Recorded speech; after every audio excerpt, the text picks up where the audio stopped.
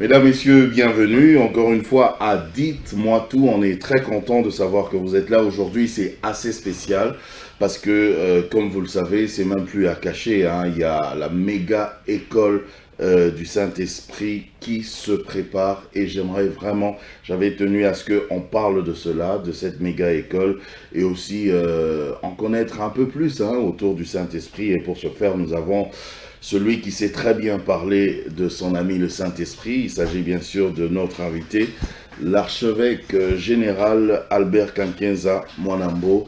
Bonjour. Bonjour, tonton Jaco. Merci d'avoir accepté notre invitation.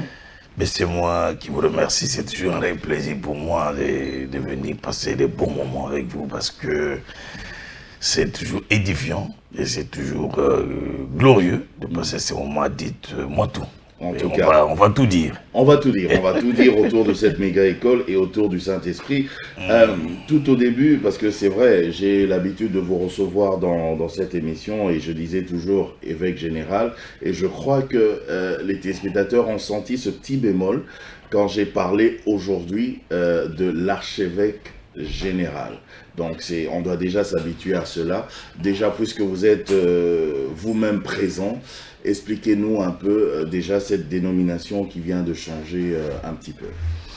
Oui, lors de nos assises, l'Assemblée générale de l'Église élevée du Congo, qui a abouti aux élections, et où le général Soni Kafuta a été élu comme le nouveau président et représentant légal de l'Église de réveil du Congo.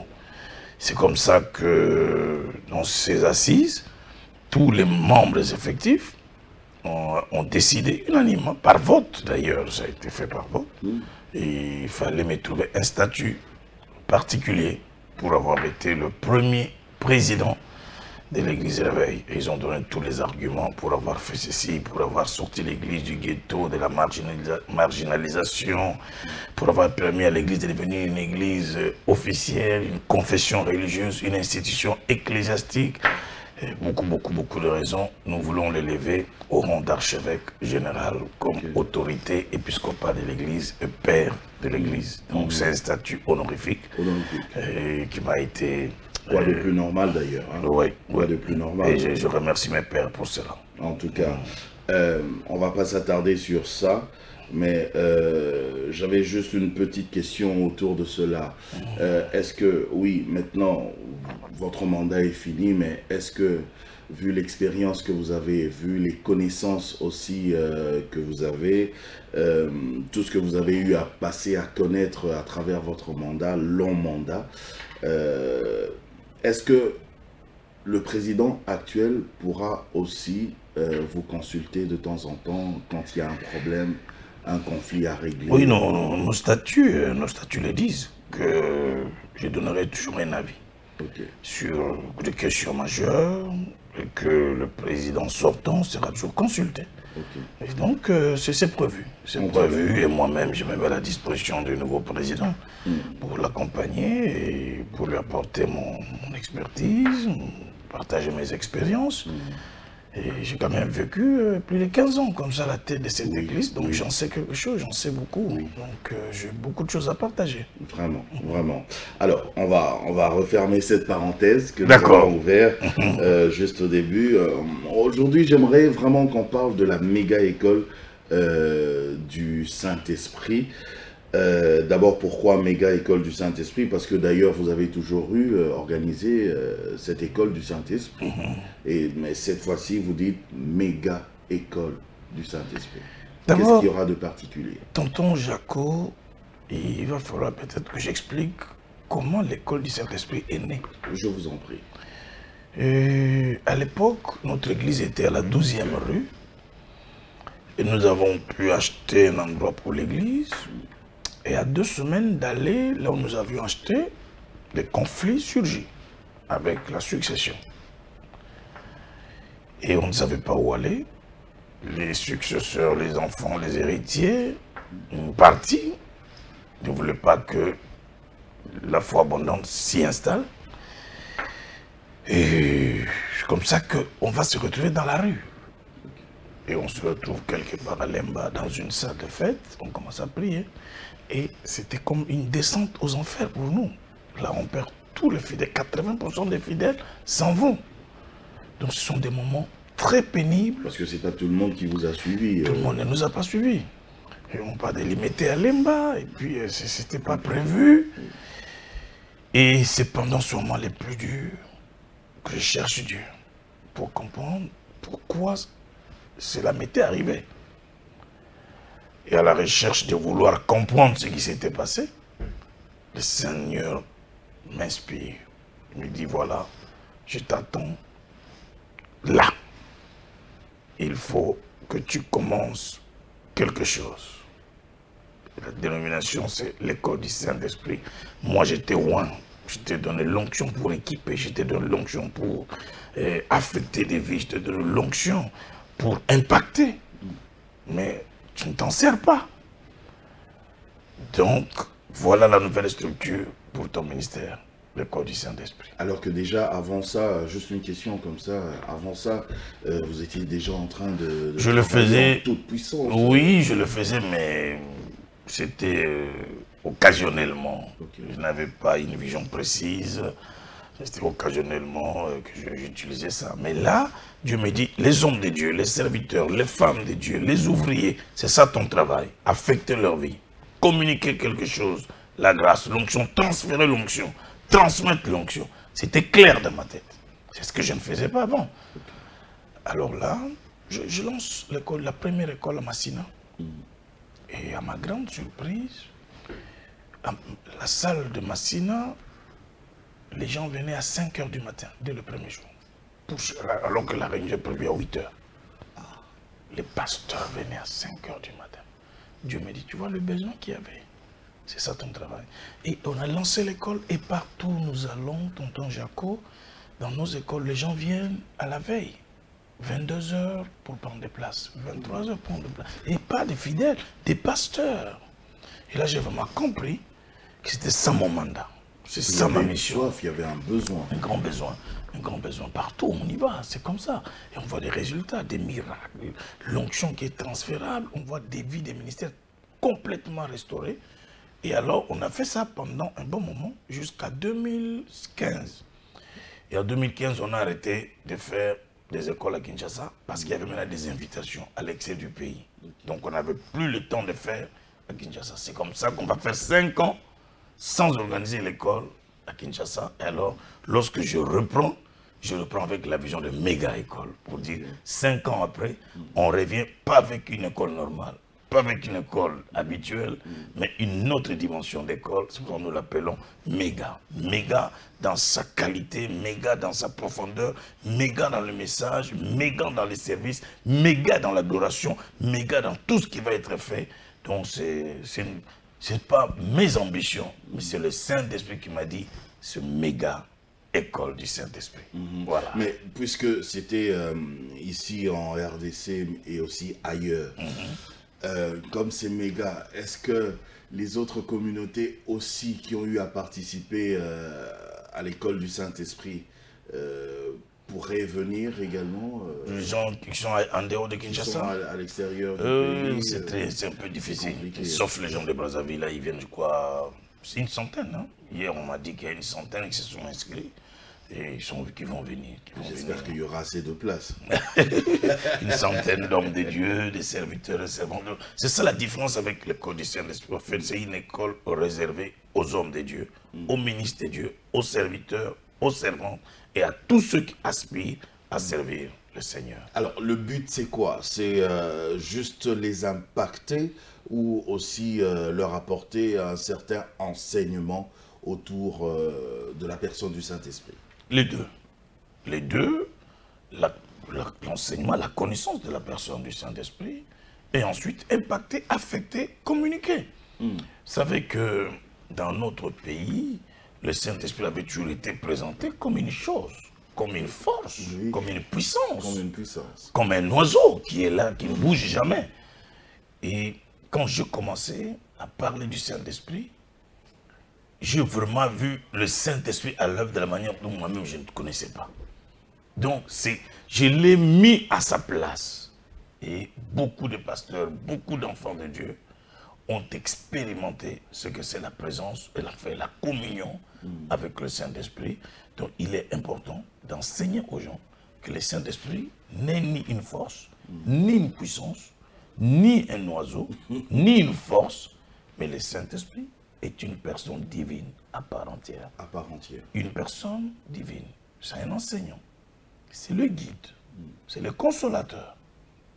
Donc, un ne peut transmettre la connaissance, ne peut avoir la faculté de transmettre ni qu'une personne. Donc, un vent ne peut pas transmettre une connaissance. Ne peut pas enseigner. Cette table-là est une chose, elle ne peut pas parler, elle ne peut pas bouger. Mais quand Jésus dit, quand le Saint-Esprit viendra, Jésus l'appelle consolateur, quand le consolateur viendra, il vous enseignera toutes choses. Est-ce qu'il parle d'un vent? Est-ce qu'il parle d'une puissance? Est-ce qu'il parle d'une force quelconque? Est-ce qu'il parle d'un oiseau?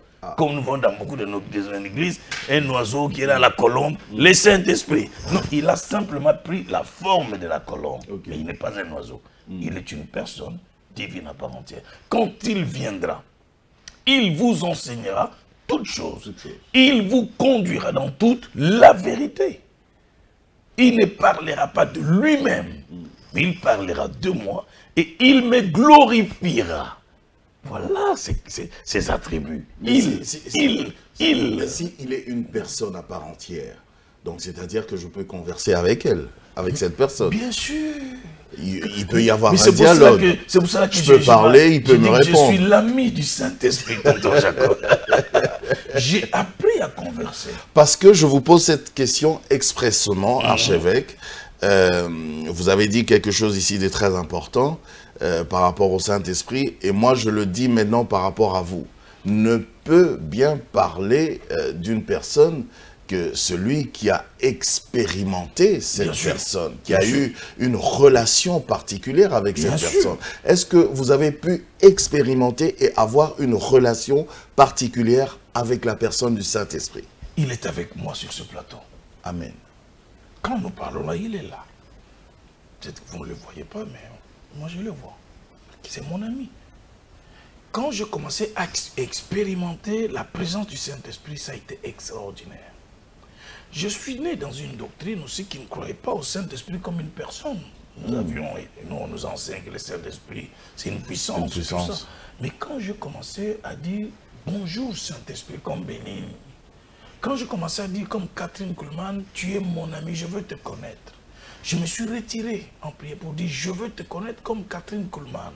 Je veux te connaître comme Benny Hinn. Je veux avoir une expérience avec toi.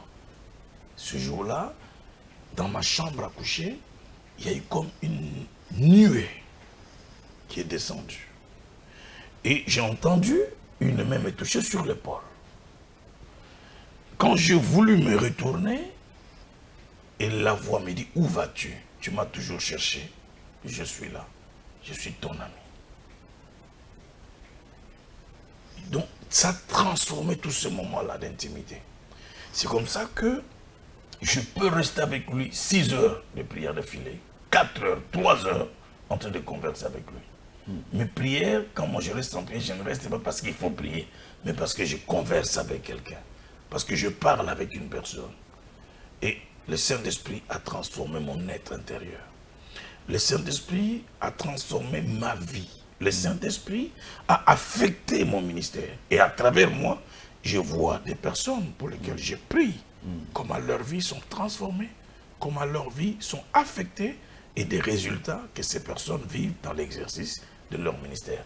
Il est réel, le Saint-Esprit.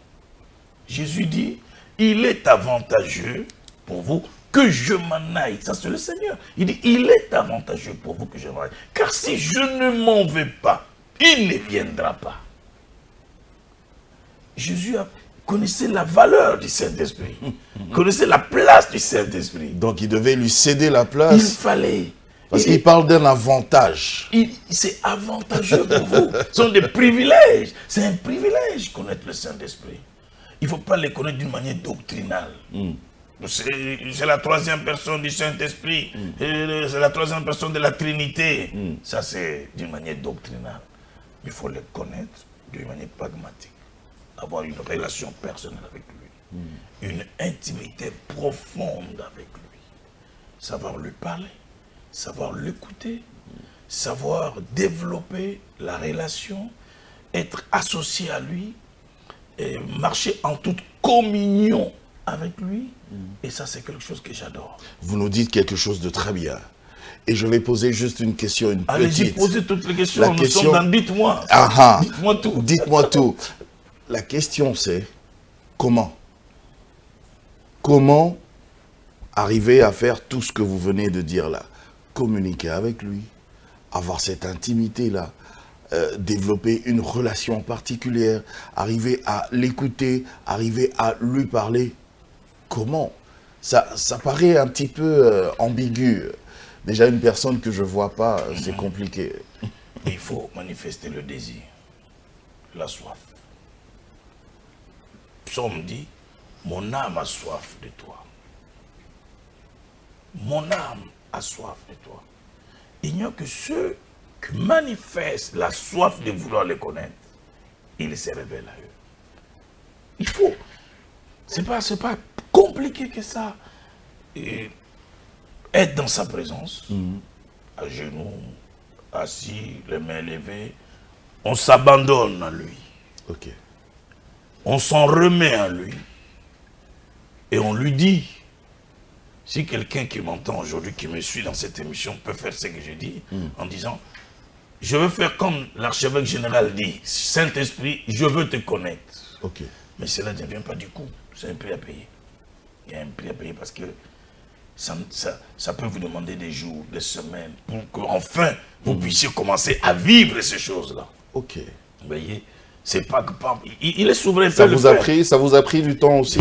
Ça m'a pris du temps. Ça m'a pris du temps parce que je voulais absolument cette intimité. Je pleurais dans sa présence. Je veux te connaître. Je veux expérimenter. Je veux quand même passer d'une étape à une autre. De l'ignorance à la connaissance. Je veux te pénétrer. Je veux avoir une relation personnelle avec toi. Et le jour où il s'est révélé à moi, je ne m'attendais pas. Et il s'est révélé. Avant, je prêchais le Saint-Esprit, parce que je le lis dans la Bible. Le Saint-Esprit, c'est notre enseignant. Le Saint-Esprit, c'est lui qui a envoyé le vent à la Pentecôte, le Saint-Esprit. Comme beaucoup de gens prêchent comme ça. Mais il n'y a pas que ça. Savoir que le Saint-Esprit fait partie de la Trinité, si vous voulez, entre parenthèses, c'est une chose. C'est pas mauvais non plus. Hein. C'est pas mauvais. Mais connaître le Saint-Esprit et être connu par le Saint-Esprit et avoir une relation personnelle avec lui, c'est la chose la plus extraordinaire. Et là, vous développez la communion. Hier, mon fils aîné, il y a quelques mois, il a été visité par le Saint-Esprit. Ok. Depuis l'Afrique du Sud, il m'a appelé et dit, papa, ton ami le Saint-Esprit est devenu aussi mon ami. Alors hier, il m'appelle, il me dit, comment faire pour garder la communion avec lui, papa? Parce que c'est toi mon coach, parce que je ne t'écoute que toi dans ces prédications sur le Saint-Esprit. J'écoute aussi Bénigne, Catherine, parce que tu parles d'eux. Alors je lui dis, il faut fuir le péché. Il faut fuir le péché, mon fils. C'est la condition sine qua non. Ça, c'est la première condition. La première. La première. Le péché. La haine du péché. Le péché est un cancer. Le péché ronge. Le péché nous sépare de Dieu. Adam et Ève étaient en communion avec Dieu, en harmonie avec Dieu dans le jardin d'Éden. Mais le jour où le péché est entré, ils ont été chassés de la présence de Dieu. Tout enfant de Dieu... Il y a eu une déconnexion. Une déconnexion. Tout enfant de Dieu, tout homme de Dieu, tout serviteur, la première des choses, s'il veut garder la connexion avec Dieu, la communion, il faut la haine du mal, la haine du péché. La Bible dit, n'attristez pas le Saint-Esprit. Ok. N'attristez pas. Comment? Ah, c'est ça qui prouve encore que c'est une personne. Justement, il a des émotions, il a des sentiments. Oui. Il dit, n'attristez pas le Saint-Esprit. Ok. Ça dit que quand vous l'attristez, peut-être qu'il ne vous quitte pas tout de suite, mais il croise les bras. Il devient inactif dans votre vie. Il vous regarde. Il est dans son coin, isolé. Il est attristé par votre vie. Et il retire toutes ses grâces. Il retire son onction. Il retire... Vous restez là, comme on dit, un tonneau vide. Oui. Mais quand on a la haine du mal, on se sanctifie au jour le jour. On marche dans la sainteté au jour le jour. Et on lui parle. Parce que lui-même est saint. On l'appelle Saint-Esprit. Saint-Esprit. Alors quand le vase est saint, mais le Saint-Esprit vient habiter dans cette sainteté. Et on peut s'attendre à de grandes choses. C'est très important, la relation et la communion avec le Saint-Esprit. Donc je parle à tous les amis qui nous suivent dans cette émission. Ils doivent apprendre à développer la communion avec lui, l'intimité avec lui. Paul dit que la communion du Saint-Esprit soit avec vous. Quand Paul parle de la communion du Saint-Esprit, ce n'est pas un souhait, ce n'est pas un vœu. C'est pas un slogan. Non. Communion signifie intimité. Communion signifie association. Communion signifie partager. Communion signifie présence. Communion signifie marcher avec. Partenariat. Partenariat. Voilà communion. Quand il dit que la communion du Saint-Esprit est avec vous, ça veut dire, sa présence est là. Je ne cherche pas ça, je ne force pas cette présence, je vis dans cette présence. Cette présence est en moi. C'est comme ça que quand cette présence est là, vous voyez un homme comme Jésus, à cause de cette présence, lorsqu'il marche, les démons parlent. Les esprits mauvais parlent. Qu'y a-t-il entre toi et nous? Il n'a encore rien dit, mais la présence. C'est comme ça qu'avec cette présence, des hommes comme Pierre, lorsqu'il marche, l'ombre est en train de guérir alors qu'il ne prêche pas. Il ne chasse pas les démons. Mais sa présence amène des miracles. C'est comme ça qu'avec ces gens de présence, un homme comme Paul, on prend des linges qui touchent son corps. On les amène vers les malades sont guéris parce que la présence est là. Et ça... De celui qui est saint. Oh, c'est formidable. La présence. C'est un esprit, une personne, mais saint en même temps. Permettez-moi de poser cette question, archevêque. Jusqu'où on peut aller avec le Saint-Esprit? Jusqu'à quel niveau? Jusqu'à quelle dimension? La Bible dit, dans Psaume 22, 22 ou 42, un flot appelle d'autres flots. Toutes tes vagues passent sur moi. Si vous allez à Mwanda, parce que c'est là où il y a l'océan, il y a des vagues. Ça va jusqu'à 15-20 mètres. Et vous voyez des pêcheurs habitués, quand il y a des vagues, ils se jettent en dessous des vagues. Et pour être profanes, ils vont mourir. Ils sont submergés par les vagues. Mais après, vous les voyez ressortir de là. Ailleurs, il y a même des surfeurs qui profitent, qui jouent avec les vagues. Mais alors, il dit, toutes les vagues passent sur moi. C'est-à-dire, quand vous êtes avec le Saint-Esprit en communion et que vous entrez dans sa présence, comme Deutéronome dit, il nous a conduits vers les hauteurs du pays. Les hauteurs du pays, c'est une expression prophétique qui signifie seulement, il nous a conduits dans sa présence. Et dans la présence de Dieu, des vagues spirituelles passent sur vous. Un flot passe sur vous. Un flot appelle d'autres flots. C'est-à-dire l'onction appelle d'autres dimensions d'onction. La puissance appelle une autre dimension de puissance. La connaissance appelle une autre dimension de connaissance. Plus on demeure avec lui, un flot appelle d'autres flots. C'est votre question. Où allons-nous? Où pouvons avec, où jusqu'où on peut aller avec lui? Il n'y a pas de limite. Il continue, il n'y a pas de limite. Plus vous demeurez dans sa présence, plus vous expérimenterez des choses nouvelles. Il y a des gens qui m'ont connu quand j'étais jeune, quand j'ai commencé le ministère. Il y en a qui disent, mais Albert, on le connaît, c'est un bon prédicateur de la foi, mais on a commencé à me le voir, on connaît, on ne comprend pas tout ça. C'est un magicien. Oui, non, c'est parce qu'ils veulent connaître le même homme d'il y a 20 ans, d'il y a 30 ans. Or, plus on marche avec le Saint-Esprit, les dimensions montent. Un flot appelle d'autres flots. Des vagues passent sur vous. Voilà. Et c'est ça, les désirs. Et moi, chaque jour, je lui dis, cette école qui arrive, je ne veux pas qu'elle soit comme l'école de Brazzaville, comme l'école du Gabon, comme l'école du Brésil, comme les anciennes écoles de Kinshasa. Je veux qu'un flot appelle d'autres flots. Je suis un prédicateur qui refuse le folklore. Je suis un prédicateur qui refuse la monotonie. Je ne veux pas aller là-bas parce que c'est une école et que ce soit les mêmes choses. Dieu n'est pas esclave de la monotonie. Dieu n'est pas esclave d'un système religieux, d'un système folklorique. Dieu est souverain. Et il fait ce qu'il veut, comme il veut, quand il veut. On ne veut pas soumettre Dieu à un système, à une façon de faire les choses. Même moi, je ne vais pas lui dire, Seigneur, comme tu as fait hier là, je veux encore que tu fasses ça aujourd'hui. Il se moque de moi, il dit, mais quand tiens ça, tu comprends rien. Tu comprends rien. Je ne suis pas un Dieu de la monotonie. Hier, j'ai fait, c'est vrai. Aujourd'hui, je peux faire plus que ça. Pourquoi tu veux me ramener seulement hier? Non. Il faut me laisser l'espace que j'exerce ma souveraineté, que je travaille en toute souveraineté. C'est ça la communion avec le Saint-Esprit. C'est ça la relation avec le Saint-Esprit. Et s'il y a des hommes qui me suivent, je leur dis qu'ils expérimentent ces choses. Imaginez tonton Jaco, Pierre ou Paul de notre époque. S'ils étaient avec nous ici à Kinshasa, l'ombre qui guérit le malade, les gens vont crier, on se scandale. Magicien. Imaginez Paul, on prend les linges qui touchent son corps, on amène des malades. Il dit non, on a comme un indien, un nigérian. Mbikoudi. Vous voyez, ça c'est une insulte envers Dieu. C'est comme ça que Jésus pouvait dire, vous pouvez insulter le Fils, le Père, vous serez pardonné. Mais quand vous insultez le Saint-Esprit, c'est impardonnable, c'est un blasphème. Parce que le Père a fait son travail, il a créé. Le Fils a fait son travail, il est mort à la croix. Et maintenant, c'est le Saint-Esprit qui guide l'Église. C'est lui qui conduit. C'est lui qui conduit. Qui enseigne. Et ne pas reconnaître son œuvre, ne pas reconnaître son travail, c'est un blasphème. C'est une abomination.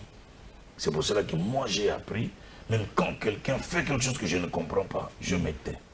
Je ne peux pas parler tout de suite parce que je ne sais pas si c'est Dieu. Tant que je n'ai pas la preuve que ce n'est pas Dieu, je ne parle pas parce qu'il ne faut pas aller précipitamment dans les jugements. Vous risquez de faire un blasphème envers Dieu. Vous comprenez? Quand je ne comprends rien, je me tais, je prie que Dieu me parle. Je ne veux pas tomber tout de suite dans la précipitation, prendre les micros. Attention, tout ce que vous voyez là, ce n'est pas Dieu. Est-ce que c'est Dieu qui vous a vraiment dit? Ou c'est la haine? Ou c'est la méchanceté? Ou c'est la jalousie simplement? Ou c'est un esprit de rivalité? Vous comprenez? Alors, puisque nous sommes dedans, en train de parler du Saint-Esprit, de la personne du Saint-Esprit, comment je peux savoir, archevêque, que là maintenant, la voix que j'entends, c'est la voix du Saint-Esprit qui est en train de me parler, ou alors en ce moment, c'est juste mes idées à moi qui sont en train de me jouer des tours? Oui, évidemment. Parce que dans tout ça, il faut savoir, il y a l'homme lui-même aussi, la voix de l'homme, la voix du diable, la voix de Dieu. Comment Il faut discerner tout ça. Vous comprenez? Mais lorsque la relation est tellement bonne, je ne dis pas qu'il n'y aura pas de pièges, je ne dis pas qu'il n'y aura pas de tentations. Mais c'est là qu'avec le Saint-Esprit, il vous permettra de dire attention, ça c'est pas moi qui parle. Ça c'est pas moi. Ça c'est l'ennemi, ça c'est ta chair, ça c'est toi-même. Là c'est quand vous êtes vraiment en communion. Parce qu'il n'y a que ça. Avec le Parce que quand il n'y a pas de communion, qu'est-ce qui se passe? C'est la distraction. Quand il n'y a pas de communion, qu'est-ce qui se passe? C'est la chair qui prend les dessus. Ce sont nos émotions, ce sont nos sentiments, c'est notre intelligence. Ce sont ces choses-là qui prennent la place et qui nous guident. Mais lorsqu'il y a la communion, l'intimité et la présence de Dieu en vous, vous devenez sensible à la voix. Je vous donne un exemple. Un aigle, d'après les scientifiques, il a deux particularités. 2, 3, 4 encore. Je prends deux. Il a une vue perçante. L'aigle voit 8 fois que l'homme normal. Là où la vue humaine s'arrête, l'aigle peut voir 8 fois. C'est comme ça qu'il peut être au sommet des montagnes. Il voit une proie que les moineaux ne voient pas. Il voit une proie que le corbeau ne voit pas. Il quitte là, il descend, il ramasse, il attrape la proie, il remonte. Parce qu'il voit 8 fois que l'homme. Tous les oiseaux ne voient pas comme l'aigle. C'est pour ça que ceux qui ont le Saint-Esprit, ils voient plus que les hommes animaux. Il voit plus loin que les hommes normaux. Deuxième particularité, c'est ce qui m'intéresse. L'aigle entend distinctement le bruit du vent. Les scientifiques disent quand il est au-dessus au sommet des montagnes, il pose ses pattes sur les rochers, il secoue sa tête. Et quand il secoue la tête, il recherche la direction du vent. Et lorsqu'il découvre la direction du vent, les scientifiques disent, il se jette à la direction du vent. Et là, il ne vole pas. Il plane. Il plane. C'est le vent qui le transporte. Et un homme spirituel doit être sensible.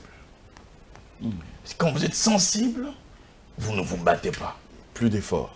Plus d'efforts à faire. Vous vous laissez aller. Vous vous laissez aller. Vous Par planez. la mouvance du Saint-Esprit. Ok. Alors c'est là, c'est ce qu'il faut travailler, la sensibilité. Parce que quand on devient sensible, on distingue la voix de Dieu, la voix de l'homme et la voix du diable. Mais quand on n'arrive pas à être sensible, on est dans la confusion.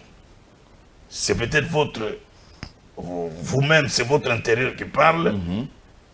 En tant qu'homme, vous dites Dieu m'a parlé. Vous dites que le diable est venu vous parler, vous dites Dieu m'a parlé. Dieu m'a parlé. Mais si vous développez la communion, sachez secouer la tête, bouger la tête, chercher la direction du vent.